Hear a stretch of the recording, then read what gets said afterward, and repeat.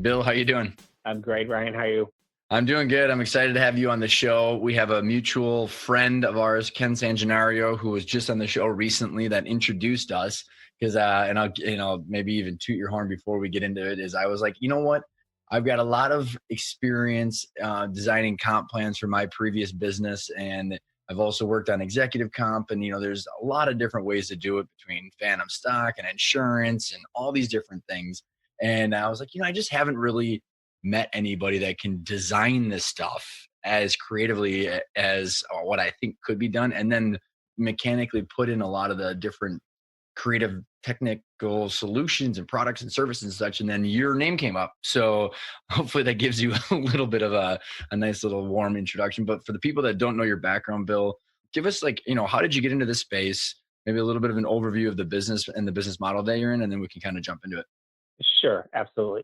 So Navigate's basically I call it a strategic business solution provider. So even though we're consultants, we're usually going into a situation where we're trying to provide a solution, which could be a product in some cases, to fulfill whether it be a tax or deficiency in a business owner's valuation, or in certain benefit packages that he's trying to offer, he or she are trying to offer their key executives. So we come from a pension background, and we've been 30 plus years designing, understanding pensions, and working in that world.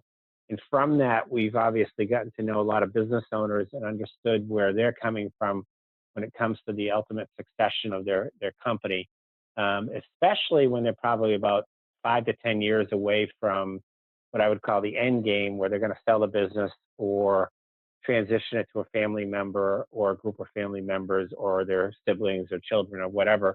So we want to get involved, probably, Ryan, within at least 10 years of that end game, for a couple reasons. One is, in something that we've talked about before, is that a lot of business owners, they're not only ill prepared for selling their companies or even planning for succession, and there are a lot of professionals out there that can help them. But at the end of the day, are they really helping them, or are they just trying to get paid a fee? We don't sell products. So we're not insurance guys, but we understand the insurance world. So we'll actually bring certain kinds of solutions to the business owner. So, for example, we have a leverage concept that basically will take the business owner, take a look at the company. So say we get Ken Sangenario's company to come in and do a business valuation. Guy originally thought it was worth 22 million or $20 million. It comes to find out it's only worth between 12 and 15 million. How is he going to fulfill that shortfall? Well, oftentimes he's going to try to superfund his 401k plan, which he can't because it's capitated based on highly compensation testing that they do for the non-highly compensated versus highly compensated employees. So there's a lot of restrictions in the traditional sense from a traditional pension or 401k scenario. So what will come in is analyze a specific subset, and that's to use a bank loan to lend the business money to superfund what they call an IUL contract, which is a no-load insurance contract. So again, we're not insurance people, so we're not going to get paid these huge commissions. We're just basically going to get paid a finder's fee for bringing the right contract in, and we're going to set up the financial structure. Just to kind of clear up for the listeners, so what are the services that you guys do, and then like, kind of how does that lend itself into the different types? 'Cause I know in you there was a merger recently, so there's like, and I think your model, like you said about the fee based, and like, it's just an interesting approach to this. So just before, as you kind of dive into, because the leverage platform I think is interesting, and how does that compare to like when you had mentioned previously about a Sure. lot of people are typically exposed to like insurance products that, but they're very kind of basic and they're not tied to the overall outcome. So I didn't mean I don't want to go back too far, but I think it's an interesting kind of concept and background. Absolutely. There are three silos to the company. Excuse my farming analogy, but I grew up on a farm. The first silo is a professional employer organization. What a PEO is basically a chassis where the business owner can have us take care of everything from HR compliance, payroll, benefits, and Fortune 500 kind of selecting benefit kind of criteria. And then what that does is it releases the business owner from the responsibility, liability, and compliance, quite frankly, of running the employees which allows them then to focus on their primary objective, which is to improve top line results and profitability and EBITDA. And as a business owner yourself, you know that if you're distracted and not focusing on those primary suspects, and you're tied down and bogged down by employees, employee benefits, and all the minutia that goes along with that, that's going to put a great strain on your ability to actually be profitable or to focus on the things that make your company profitable. So the PEO model is basically what I call it, a release mechanism to give the business owner the ability to get rid of all that problematic employee management and functionality that a lot of business owners get tied down to. And so that's the PEO side of things. Then we have our tax incentive group, where we'll go into manufacturing firms, for an example, and we'll provide R&D tax credits. We'll do property tax mitigation, cost segregation studies, as well as a group of audit work that will provide cost reduction in certain areas, whether it be shipping, freight, cellular, in that type of a scenario. And then the third segue or silo is really our executive benefit, or what I call the business owner group, which is where that sort of succession planning and the tools that we use in the succession planning environment come from. Well, I think it's helpful for the background too, because it's, you've got a lot of analysts and people that are strategically behind the scenes. And so I think it lends itself to that you're not just, slinging product, like you said. So I think it's just important to know that. And then I'm curious, how did that business owner group come around, and what was what was the origination of that, and how did, because as we go into the leverage funded platform, these different things, how do those kind of mechanisms tie into like the ultimate outcome and the goal of the group? Sure. The PEO is a more recent merger, if you will. It wasn't an acquisition, it was actually a merger. We took our tax incentive group and our business owner group and merged them into the PEO, and so that the PEO would actually have tools and other sort of benefits for the business owner other than just the PEO model. Because not to make the PEO or the professional employer organization seem like it's a smaller facet in the world that we deal in, but it is a benefit, sort of a payroll sort of a solution. Hmm. And there are a lot of different payroll solutions out there. Ours just happens to be a little bit more unique because it's actually built more for the business owner than it is for the sort of the old ADP or paycheck sort of mentality, which is really just to sell payroll Hmm. from that perspective. So my background being in pensions and 401k, I was always dealing with the business owners, and that's when we started finding solutions for them, which is, for instance, R&D tax credits. It's not unusual for us with a certain company, whether it be biotech or technology or even manufacturing firms, to find 500 to $1 million of tax credit. Well, if we can find that kind of monetary benefit for the business owner, it allows the business owner then to have capital to do certain things for himself or his partners or his key executives. And that sort of leads into having the money to all of a sudden be able to provide those benefits that come from the business owner group. Yeah, super cool. I know. I don't know. Well, and I'm curious, Bill, of like what your experience is, because there's a lot of questions that I get from clients and people on the show, or is like, why doesn't my CPA do this kind of stuff? Because you're talking tax and finance related stuff. I mean, I think one of the things that I've had as I've had different accountants and CPAs on the show is that it just depends on what the skill sets are from those people. I don't know if you've got any kind of 2 cents on how that relates to their current CPA or their current accounting. Sure. You're going to find, Ryan, that maybe the top 6 to 8 of the largest national CPA firms will provide some of those tax incentives like R&D tax credit work, meaning that they have the engineers and they have the legal backgrounds and whatnot to be able to provide and proof those credits out.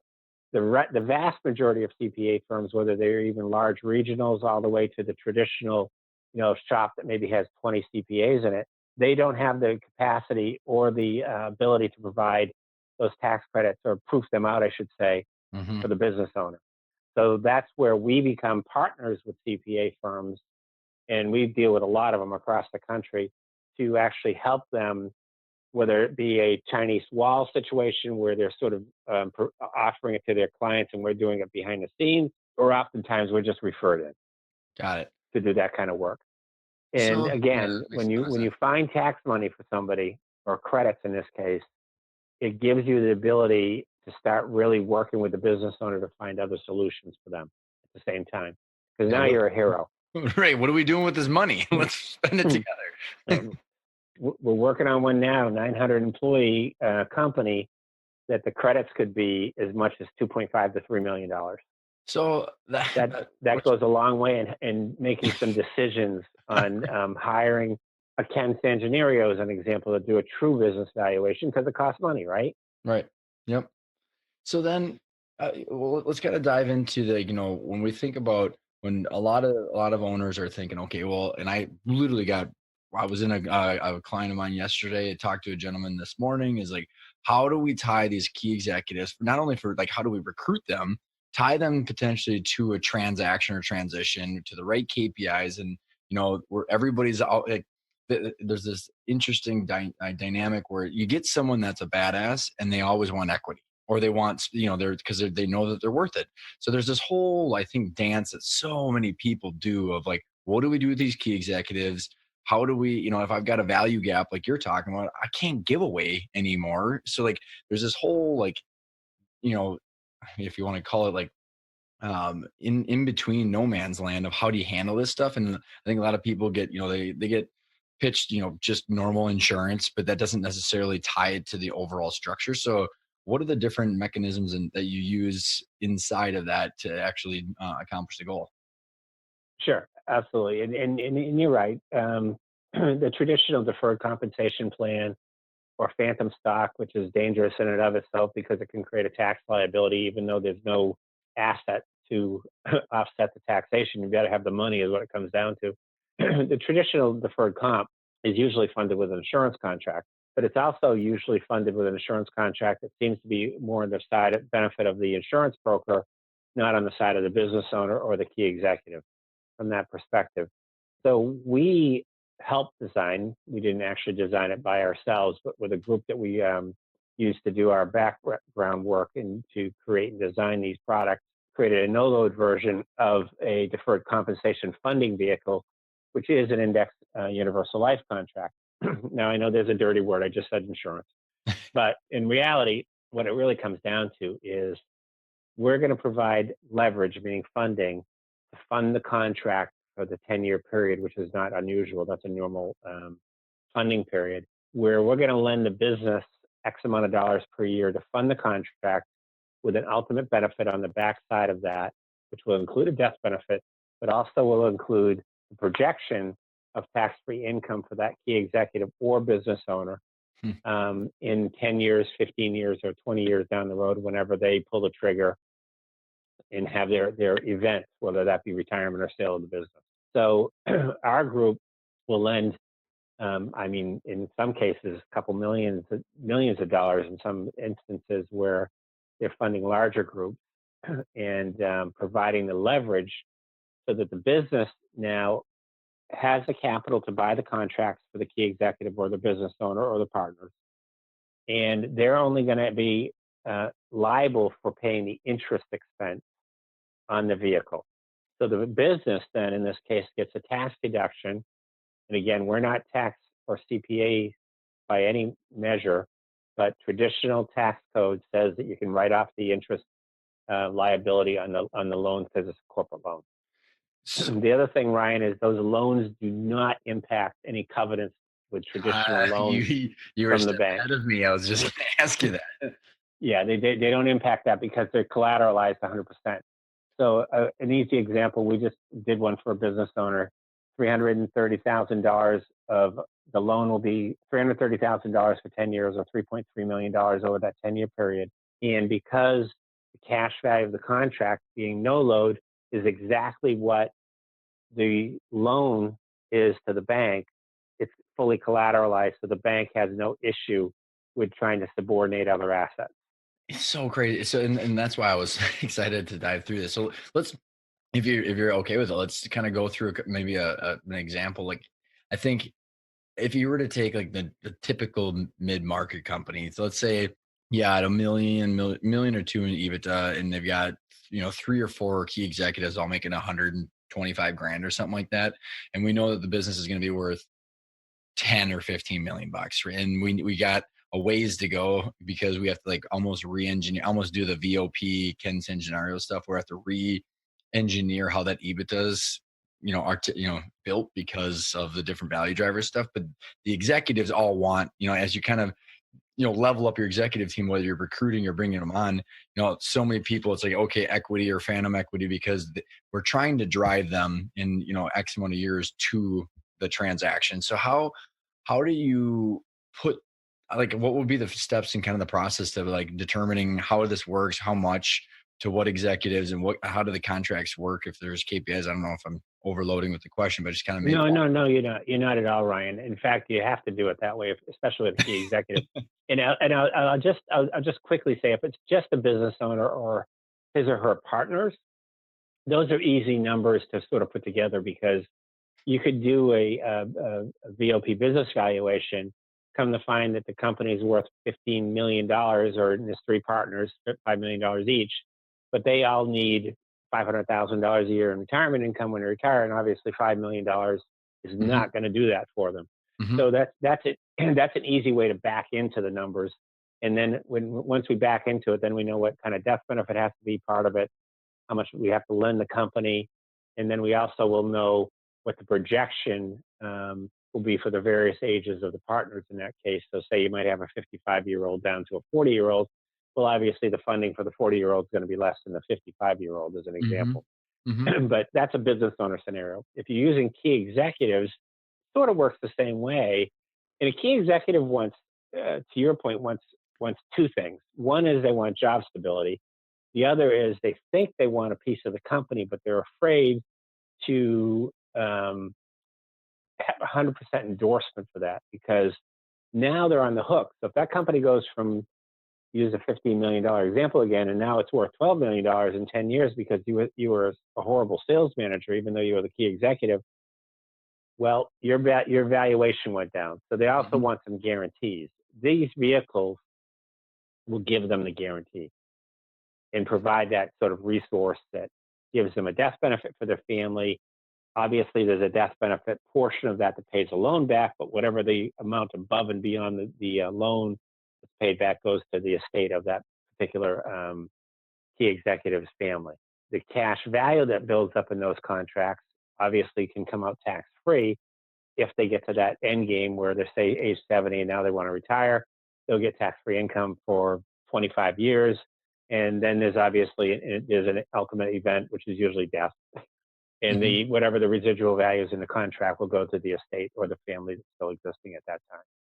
Now, to really drive this home, the company that has built most of these platforms for us in conjunction with our sort of consulting work, if the total premiums, Ryan, get to 1.5 to $2 million range, then the banks will actually arbitrage the debt. They won't even charge interest on the loan.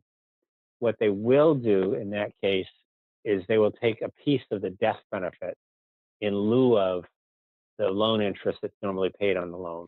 So now Interesting. I've just taken a large case situation where I might have even a law firm that might have 20 partners. Hmm. And now if they all borrow $100,000 from the lending group, which is $2 million, they're not even going to pay loan interest on that. What Hmm. the bank is going to do is they're basically arbitraging, assuming that one of those guys or partners in that law firm is going to die, they're going to get paid their loan back. Um, but And then is that at any point, whether they're employed there or not employed there, or is that until the end? well, certainly, yeah. I mean, Yeah. Yeah. as a Yeah. partner, if you leave the practice, you're gonna have to take your contract with you or get bought Yep. out. Yep.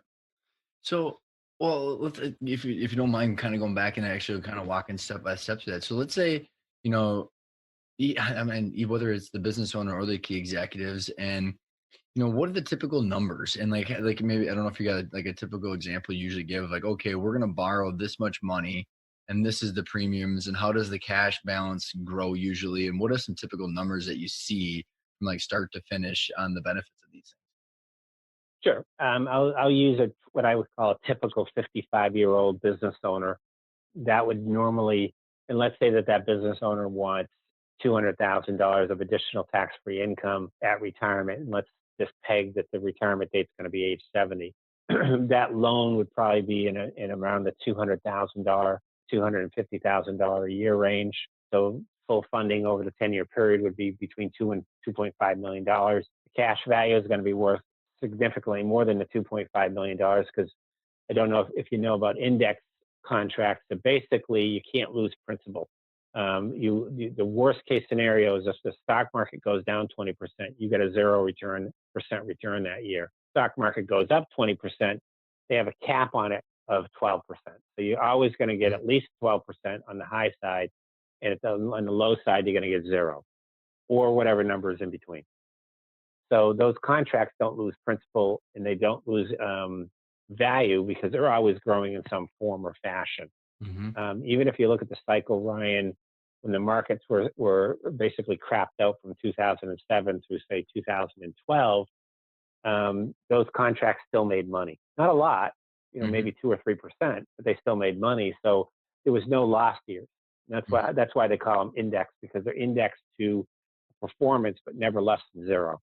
So that gives the business owner or the key executive some guarantees, for lack of a better word, and peace of mind, if you will, that they're never going to have to worry about market performance and cycles and everything else that goes on in the world of investing. And that's So, why yeah. that's why this company will only use an indexed universal life contract, because it's the only one that gives those guarantees where other contracts don't. So then in that situation, you're borrowing 200 to 250 a year. So does the bank lend it to you? So does the bank lend it to you in annual, like, installments, and then you just go back and pay the insurance company then? And essentially it's just all a wash, right? I mean, like, I know there's a lot of technical stuff behind there, but I'm saying, like, as far as how the cash flow is flowing, and then that's just getting funded on an annual basis. And so I mean, and then the owners essentially, if you're getting that tax-free income of 200 a year, I mean, that's essentially like saving up another 5 million bucks after tax. That's correct. That's correct. Based on normal traditional mortality tables, yeah, because a 70-year-old man is probably going to live on average till 84, 85. So there's at least 15 years Hmm. of distributions that will come out of that. In that case, it'd be $3 million if it was 15 years. But like Social Security, everybody wants to beat the odds, so they want to live longer than that just to get their money back. But yeah, So, like, when you say, what are some of the other assumptions in that? So, if you're 55 years old, and let's say we do this, so is it a 10-year term? So then you want to keep the business for at least 10 years, and let's kind of go through the what ifs. Like, what if the owner, like, what kind of, like, what does the balance sheet have to look like for that one? First of all, like, what, to get financing for borrowing 200, 250 grand a year, what does the typical EBITDA or revenue or profits have to look like? And then what happens if things happen between when they do that and then they actually, the contract's complete? you'll find most companies, Ryan, without using EBITDA, and it makes it a little easier if you understand general revenue. Companies between probably 10 million plus, if they're profitable, without a lot of cooking the books and whatnot, Hmm. you'll find that they're all pretty eligible for the lending part of it. There's very few cases in that range that we find any issues, unless again, it's just not a credit-worthy customer. So there's still always that issue. You got to be a credit-worthy customer. So then what happens? Okay, so which makes sense. Because again, like, it doesn't have much to do with cash flow. If the bank's giving the loan, you're just paying the insurance company, and the bank's already collateralized. So, like, every it's just a mechanism for the banks to sell product and the insurance to sell product on the benefit of the owner, which sounds fantastic. Um, Well, yeah, I don't think mean to about it. make it that simple, but The banks love the loans because they're going to be a little bit higher than say a traditional commercial loan is 4% right now. yep. You're going to probably be paying 5.5% to the bank for that kind of loan. So they're actually making a better return on their investment. It's fully collateralized, so they have no risk. They don't own real estate, so they don't have to worry about market going up and down on that standpoint, because it's basically cash that's covering the debt. As Hmm. long as the business owner continues to make the interest payments in a traditional sense, not the $2 million example I gave you earlier, then there's going to be no issue with the bank. But if the business owner, say, has a bad business cycle for, say, 2 or 3 years, and years 6, 7, and 8, and can't afford to pay the loan interest, at the worst case, the business owner could cash the contract in, pay the loan off, and maybe come out with a $100,000 profit, as an example. So yeah, what would be the typical on that $250,000 annual payment? What would be the interest on like the $2.5 million loan? In Not, the first year, yeah, well, 5% is easy math on two hundred fifty mhm, thousand yeah, yeah. dollars. It's basically 50.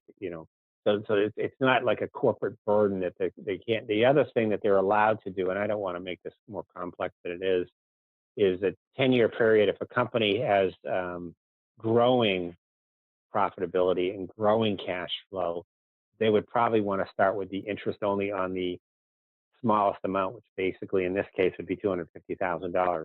If it's a company that has stable cash flow and wants to divide the interest payments into a 10-year period, so let's say that that's $70,000 a year for the loan over 10 years is the same number as if you started for year one at 15,000, year two at 30,000, $32,000, year three at $58,000 type of a thing.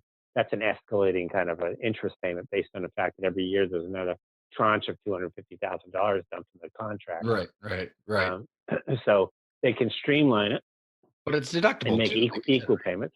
Yeah, it's deductible anyways, but if they want to streamline it and accelerate it in the early years by paying a higher amount on the right? interest side, the banks are happy to do that. Yep.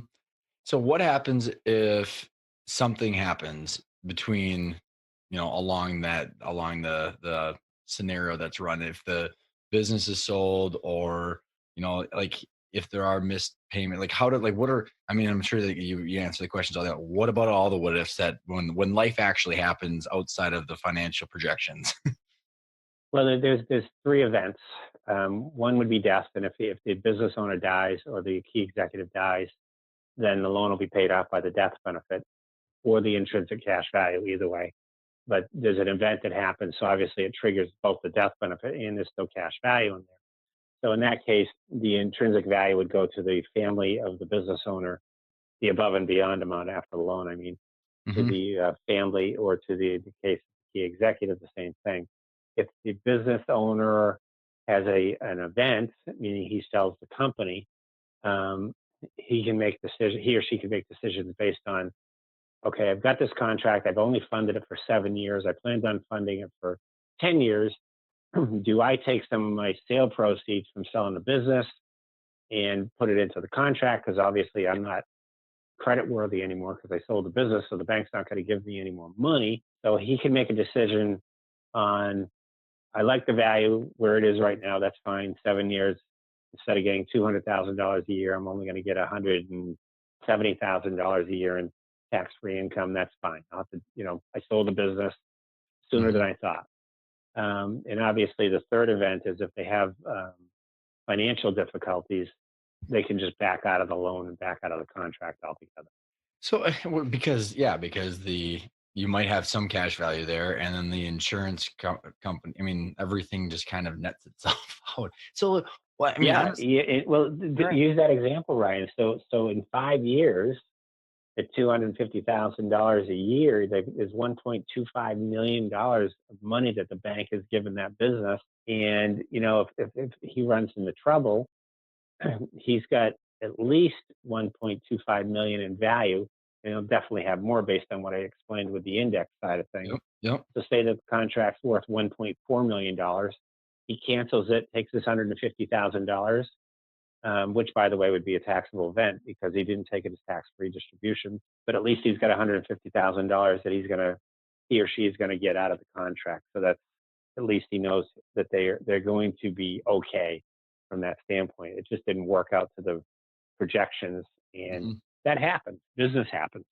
Yeah, and life, right? Yes. And so, what are the things that people need to know about? the banks that are doing the loans and the insurance companies. I mean, obviously there's people like you and I that are helping the clients facilitate this entire situation, but as far as the institutions that are, behind the scenes of both of those people, that, are there institutions that are set up for success for this, or ones that are not? And what are the questions that people can be asking should someone present something like this? I think that that's a great question on your part because, well, it's pretty easy with the firm that designed all of our portfolios for this particular company. It's Zurich Life, so we'll just say that it's one of the largest in the world. Hmm. You're not going to have any financial concerns from the integrity standpoint of that company. And all the banks that are doing the lending are companies and banks like Bank One, Harbor, which is a regional Midwestern bank. There's a grouping of them, and what they do is oftentimes they'll decide if they're going all in together as a team or they're going to just do a one-off. Depends on situations and circumstances. Okay.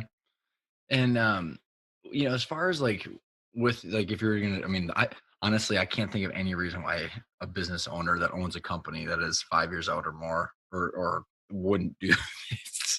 But the other question I was gonna say is that, just like any of the phantom stock or deferred comp, the traditional deferred comp is the way that the compensation structure is actually built around for the executive, right? Because you can give this stuff, but it's more about, I don't like, I'll just kind of maybe, prime the conversation is like, I would suggest that, okay, put the contract in place to tie the benefits of this stuff to the outcomes that the owner wants, right? So if one of the listeners said, okay, I want this EBITDA, so $2 million EBITDA and a $10 million valuation. I've got three executives that are going to help me get there. Instead of giving them part of my proceeds or something like that, maybe you get this leverage funded platform for the owner and a few of the executives, but you're going to receive certain benefits when certain things happen. So when we get to a certain valuation, and then I like to suggest that people tie in a stay bonus. So whether it's, at closing, they get a Yes, chunk, and then yeah, also at yeah. 12 or 18 months. So that way it's locking them in. So I don't know if you got any kind of 2 cents on like how this is tied in or some of the creative things you've seen people do on that end. Yes, you could actually set up a vesting schedule where the vesting schedule would be tied to performance. So if they're not hitting those criteria, whether it be from your perspective an EBITDA number or a revenue number or projected sales or revenue type of number on the top line, then they can have a graded vesting schedule, if you will, that if you don't hit those targeted numbers, you're not going to be vested in that portion of whatever the benefit is. Hmm. So if they make in a 10-year period and they only come up to 75% of goal and they're only going to get 75% of the benefit, the residual or the remaining value would stay in the company. Got it. And then I was even thinking as like as executives decide to leave and they, forfeit their vesting or because they had, an offer or something like that, it goes back to the company. And then would that inherently then be the owner's benefit? Well, yes, and see, the insured in that case would be the key executive. So if the Hmm. key executive leaves, the contract basically is, unless the key executive wants to take the contract with him or her, they're basically that nothing's going to happen. They're just going to leave it behind, and cash value would go to the business owner, and that would probably be the end game on that particular situation. So essentially the contract, the cash value and the benefit would then go to the owner though. So they could Yeah. So they just pay the loan off, and take whatever the residual is for their own benefit. and because of what I was also thinking too, is I mean, I'm assuming you can put stipulations in there that you're not allowed to take it, even though technically you probably could. Yeah, I'm assuming you could put in a contract that because I mean, I could foresee, someone stealing someone else's executive and saying, "Well, yeah, that's great. I'll just continue to pay for your to pay for your comp plan." So that you want to make sure. Well, unfortunately for them, they could do that, I presume, unless there's a covenant from the company standpoint that doesn't allow that. That's what I'm saying. But if Like the business technically, you owner could. said, just go, take it, I don't care, but I'm not responsible for it anymore, there's got to be a release mechanism somehow built into that. Got it, but it's up to the discretion of the owner. Because like I just small stupid examples. I had a key executive that I sent to college and all this stuff, and then if he left within certain period, he was gonna have to pay for it. And 3 days after he graduated, he found another job where that company paid for everything. So I still was totally screwed. But it was, man, you gotta love people, right? I'm just, it's not funny, but you're Yeah, but just, you're laughing. it's just, well, I'm laughing. It's idiocracy, right? I know. It's like The you world is ask. full of idiocracies. Yeah. Yeah, and so that's why, like, for the listeners, it's like, yeah, you can technically do that, but essentially, you put all the hooks in, so that way that person's stuck in your business helping you, unless but then you can, like you said, you can have release mechanisms where if you decide to, you can, but just being being cautious of that stuff. Yeah, yeah. You obviously the business owner is going to try, and we're going to recommend they protect themselves as best as possible because you don't want to be held hostage by an employee, no matter how good they are or what part of integral part they are to the business. What are some typical like maxed out? I mean, because like if someone had a profitable business and this is all ends up kind of being free money, especially as you look at the tax write off and stuff. So it's a significant ROI for an owner. What are the typical policy sizes? And so if I were to take on one for me and all three of my executives, I mean, like, is there like a cap on all this stuff, or like, because No, there's no cap as long as it's an insurable interest, which in this case there would be again because it is a collateralized loan. It's not unusual.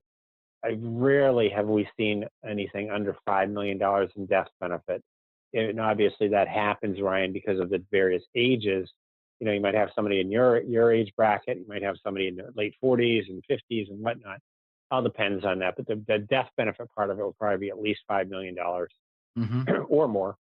And you'll usually see funding small contracts, maybe 150 to $200,000 annually. okay, Because so you're that usually talking about people that want to have tax-free income in six-figure yeah, denominations. right. So obviously, you're going to have the funding source be in those kind of denominations as well. Well, and what I find so intriguing about all of this, Bill, which is why, like, in our five principles, the whole goal, like, I don't need to go down this rabbit hole, but it's like, know what you want. What is the financial targets you're trying to hit? What are the exit options? How do you maximize the value of your company, and then hire a team, and then all the mechanisms that are suggested then overlap because everybody's working together on the estate plan, the financial plan, the business, like the exit out, all that stuff is like a big jigsaw puzzle. And what I find intriguing about different tools like this is like, okay, let's say there's a family business that's listening that's out there, and the parents want 250 grand a year in income. Well, they might not have to sell the business, and like they could then gift wrap the business in an estate plan to the kids or someone because they don't need the proceeds. And then there's still a death benefit that shores up an estate to give it to the kids. So like you just kind of like solve different mechanisms that I technically allow you to increase your options because of some of the things you're solving. You hit it right on the head. Um, Very common to see a dad and mom who bootstrapped the business 30 years ago that want their children to take over the business, and they're looking for a way to get out, but they lived a pretty good lifestyle and paid for college, paid for all this kind of stuff, and now they don't have enough money to sort of retire on, and they need the cash flow either from the business or they can super fund one of those contracts that we were just talking about, and then the children can take over the business without that financial burden on their shoulders, and mom and dad are going to go off into the sunset with their tax-free income for the rest of their lives. Well, and they can reduce the price of the business for tax purposes for Correct. their kids Same, too. same, same exact thing from an estate planning Yep. standpoint. Exactly. So the parents, what happens to that income stream? So then does that income stream just go away and then there's the death benefit? Yes. You can't So you can't let's transfer it to let's the say kids or that, anything? well, say you use the husband in this case, and the contract was on his particular life, and let's say that he's 70 years old, and the kids now take over the business, and the cash value that's built up in there is $10 million, and he starts taking annual distributions, and he dies at 85 years old. The death benefit would kick in at that time. And remember, say it was $5 million, just because we'll use a universal number. That number will waffle during the early distribution years, but towards the end of it, will actually go back to the $5 million number. So now his estate's going to end up, or a spouse, if she's still alive, will get $5 million death benefit. Got it. So it's super intriguing. I mean, and the timing has a lot to do with this because I mean, when you say that, like, you're trying to get to the 200 grand or whatever in tax-free income, it's because the cash value of that policy that was being funded is way above and beyond the loan payoff, right? Because I mean, you have to Correct. have time that goes across before you can actually get the benefit that you're looking for. Yes, exactly. And those are all actuarial studies done by the companies that we use to do the presentations and proposals. Well, how does this tie into or as a replacement of, or how have you seen it like used with, I guess, in deferred, I mean, traditional deferred comp or traditional phantom stock or any of that other stuff? I mean, is there just, interesting genetic makeups of these things that you've seen that have been really interesting and creative? No, you could call this deferred comp. Only it could be a freestanding version Hmm. of comp, if you will. That's more semantics in that case, Ryan. Hmm. I think of this as something that's sort of a better version of a traditional deferred comp, All more than right. I think of this as something that's totally unique. Well, because if you were like, I'm just thinking, if you were to pay for, like, if I'm running the business and I got to pay for, call it the 15 to 50 grand of interest, it would just be going to a premium anyways. And so it's like, yeah, it's Yeah, exactly. I mean, if you're funding a traditional insurance contract and a deferred comp plan, you're paying probably a lot more just in premium than you would be in loan interest in this mhm, example. mhm, So it could be an alternative to a traditional deferred comp or an enhanced version of it. mhm. Yeah, it's super intriguing. So what are there any other, I mean, is this kind of like the horse that wins all the time, or is there other things in that business owner group that you guys, other tools and other utilities that you're bringing to the table? Not in that particular world, no. We're pretty narrow in our focus, and we want to stay narrow in our focus. We don't want to be all things to all people. Number one, yes, we're pension consultants, but that's a different world all unto itself. We want to have a very specific engagement with a business owner or their key executives if they're trying to do something for their key executives and be very specific with what we're trying to offer them without convoluting it and coming up with 14 different versions and variations and Hmm. concepts and whatnot, because all that does is confuse. So we want to Right. we want to stay on the straight and narrow, quite frankly. I've been doing this for too long. I think the more you start opening up options, I think that the more confusion comes in, which usually leads to no decision. And we want proactive yeses, not emotional, 12-month, 18-month decisions where they're still confused, don't know which direction to go in. Why wouldn't someone do this? Sometimes the phrase "too good to be true" comes up, but in reality, if you Right. look at an actual illustration or contract, it's straight out. It is what it is, and there's no deviations. There's no magic pill. It's a basic straight contract with a loan from the bank, and it works exactly the way it says it's going to work. I mean, do you have pushback from other advisors that get, their hands into the different solutions that disagree with this? And what are The other if insurance agents get involved, insurance brokers, usually CPAs are pretty cool with it. They actually like the concept for the most part. But other business advisors who are trying to sell something will have a big problem with this. because what are the things that the listeners should be aware of, like that they would be selling instead of offering this up? Well, a traditional deferred comp plan really is normally funded with a insurance contract, and the broker is going to make a handsome commission on that transaction. Hmm. And Ours then, is a fee-based platform, so we just get paid our basic fee, and that's it. so how about the like the you said 10 million in revenue in the top is, so is this something where like anybody underneath 10 million in revenue, they should be maybe looking at more like, traditional, like the other insurance products or phantom stock or something like that? We could we'll always have a dialogue, Ryan, no matter what size the company is, but certainly the dialogue or conversation is going to be very short with a smaller company or a smaller footprint. Hmm. So if I mean, is there any like 2 cents that you want to leave with the listeners? Is there something that I mean, it's so it's so straightforward, Bill. It's like it's hard to like you said. I know. It's exactly what I want it to be. Well, it's interesting. I had this gal on who does cost segregation, and it's like, yeah, that just makes a ton of sense. So you whether it's cost seg or it's R&D tax credit, you find more money, you take it from the government, and then you buy yourself a policy like this. Well, and I'll give you, knowing cost seg and understanding that world, it's amazing how many business owners with commercial property won't do it because they're afraid the IRS is going to come challenge their tax return. But it's crazy. Like this gal that her name is Jody Nielsen for the listeners. I don't remember what podcast number it was, but and we can have it in the show notes. Is they've done 20,000 of these studies and never been challenged. So it's like, okay, well that's a pretty good runway. It's pretty crazy. Yep, it is. But sometimes even when we do R&D tax credit work for our clients, that question oftentimes comes up as one of their fears. Am I going to have an IRS audit because I'm doing Well, because we so? got Like she does with cost seg, we right. sometimes get some pushback on R&D for the same thing. Well, I was just gonna say because we have some time, Bill. I don't know if you want to give a little bit of an overview of the R&D tax credit because I know some things changed recently, I believe. So, and actually, I have a couple clients that are specifically interested in this right now as they're looking at last year. So, I don't know if you want to maybe just give a kind of a if you Sure. have enough time to kind of give an overview. Yeah, absolutely, and it won't take long either. In 2016, Congress permanentized the R&D tax credit, where previous years it was a year in year out decision whether or not Congress was going to allow it to go forward.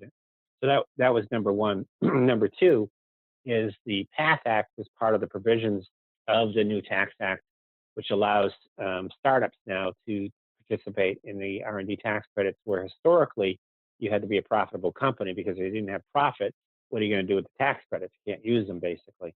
So now startups can actually participate and use it against offset payroll taxes in Hmm. the first 5 years of their existence. Third change that they made, which is why R&D, while it was important to a lot of business owners, a lot of business owners would get trapped with alternative minimum tax. So when the AMT kicked in, they couldn't use the credit. Well, the Tax Act in 2016 now disallows the wrong word. Mhm. Now that you can use the credits and it doesn't create AMT, so now they can fully use all the credits against any tax liabilities. So then, for the listeners that might not be overly familiar with R&D tax credit, can you kind of give like a 101 overview of like what is it and what are the certain things that qualify? Sure. There are basically four components. It has to be technological in nature, a change of process, a definition, or um, creating something that proves out uncertainty in a process, if you will, and it has to be of a technology that does something like a patent or even in a manufacturing firm that they might be creating this widget, and now they created another CAD CAM system or whatever else with a new tool and die that creates a different version of it. Just any of those kind of processes that a company does, any change of process period basically is what it comes down to, is usually eligible for R&D tax credits. And R&D tax credits, Ryan, are usually predicated and benchmarked off of payroll.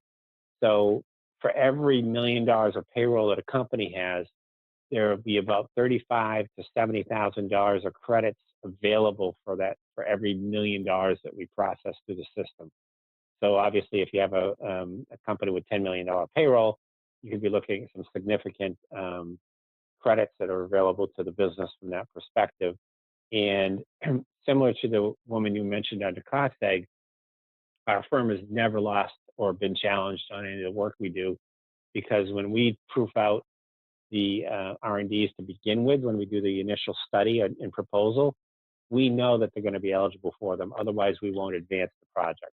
So, and for the kind of the a layer underneath it as far as the definition of what people are doing? Is it their payroll is doing the literally the development and R&D, or does it count? Because I got clients where they spent $250,000 with some internal payroll. A couple of people get paid 100 grand a year that are devoted to this, but also outside vendors that they pay to cut a lot of money to too as well. So how does the internal versus external factor into it? Anybody that works on the technology, let's call it technology for lack of a better word, Mm-hmm. um, that works on a technology, whether they're outsourced or in-house staff, that payment or payroll component is part of the R&D credit, So then if it's someone like including the president and the owners of the business as well, because they will always, in some form or fashion, be touching a project, even if it's right, from a right. distant So perspective. Yes. Bill, I'm just thinking, like, even personally, back when right before we sold the business, probably about a year prior, we spent about 300 grand on a new ERP system. And then I hired a gal that was 90 grand to help implement it. And then, like, it touched every single facet of our business from from the people. So, like, all of that, would that be qualified? Or is it more just, hey, this is stuff that you're developing a new system that will have IP and that could be resold to other people? And if you're developing a technology, which it sounds like you were from an IP standpoint in this case, then we would proof out credits from that. Got Now it. that person, the example with the 90,000, the outsourced person, maybe only 50% of his or her income might be eligible, but that's our job Yep. to find those numbers. And we don't, Ryan, start a project unless we know we're going to find the credit. So we'll tell a business owner not to bother Mhm. if we think it's not worth their time, because it takes a little bit of time. Well, I think, as we're kind of wrapping up, I mean, it's trying to find the money that you can, additional cash flow today to reinvest in the business to increase the value of your business or your cash flow post exit. I mean, then that's the whole game, right? Yes, The whole point yeah, of having yeah, a company. exactly. Well, I look at it, the way we help companies, obviously, with what we offer is if I'm doing an R&D tax credit project for this business owner, and now I find them a $500,000, now I've got an opportunity to discuss leveraging his retirement program in planning.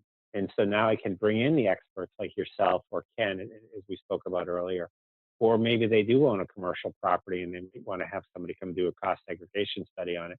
So we want to bring those resources um, from our tool belt and be able to help those business owners to find more money.